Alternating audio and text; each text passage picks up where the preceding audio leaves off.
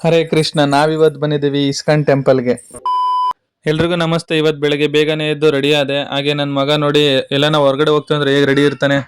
ಮೂವರು ರೆಡಿಯಾಗಿ ಮೊದಲು ಮನೆಗೆ ದೇವ್ರನ್ನ ಪೂಜೆ ಮಾಡಿ ಹೋಗೋಣ ಅಂತ ಹೊರಟ್ವಿ. ನನ್ನ ಮಗ ನಮ್ಗಿನ್ನ ಮುಂಚೆನೆ ಹೊರಗಡೆ ನಿಂತ್ಕೊಂಡು ಕರಿತಾ ಇದ್ದ ಆಲ್ರೆಡಿ. ಗಾಡಿನ ಎತ್ಕೊಂಡು ಅಜ್ಜಿ ಮನೆ ಹತ್ರ ಬಂದ್ವಿ. ಅಜ್ಜಿ ಮನೆ ಹತ್ರ ಬಂದ್ರೆ ಇಲ್ಲಿ ಮೊಲ ಇತ್ತು. ಮೊಲ ಜೊತೆ ನನ್ನ ಮಗ ಒಂದ್ ಸ್ವಲ್ಪ ಹೊತ್ತು ಆಟ ಆಡ್ತಾ ಇದ್ದ. ಆಟ ಆಡ್ಲಿ ಅಂತ ಬಿಟ್ಟಿದ್ವಿ. ನಂತರ ಗಾಡಿ ಬುಕ್ ಮಾಡಿದ್ವಿ. ಗಾಡಿ ಬಂತು. ಗಾಡಿ ಎತ್ಕೊಂಡು ನಾವು ಸೀದಾ ಇಸ್ಕಾನ್ ಟೆಂಪಲ್ ಹತ್ರ ಬಂದ್ವಿ.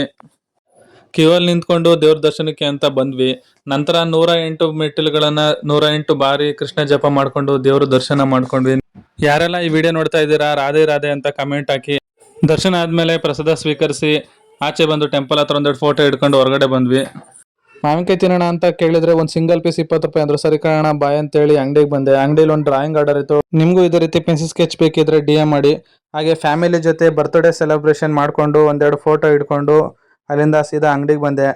ಶಾಪಲ್ಲಿ ಫ್ರೆಂಡ್ಸ್ ಜೊತೆ ಬರ್ತ್ಡೇ ಸೆಲೆಬ್ರೇಷನ್ ಮಾಡ್ಕೊಂಡೆ. ಯಾರೆಲ್ಲ ನನ್ನ ಬರ್ತ್ಡೇಗೆ ವಿಶ್ ಮಾಡಿದ್ರು ಎಲ್ಲರಿಗೂ ಈ ವಿಡಿಯೋ ಮೂಲಕ ತುಂಬ ಹೃದಯದ ಧನ್ಯವಾದಗಳು. ಮತ್ತೆ ನೆಕ್ಸ್ಟ್ ವಿಡಿಯೋದಲ್ಲಿ ಸಿಗೋಣ. Thank you.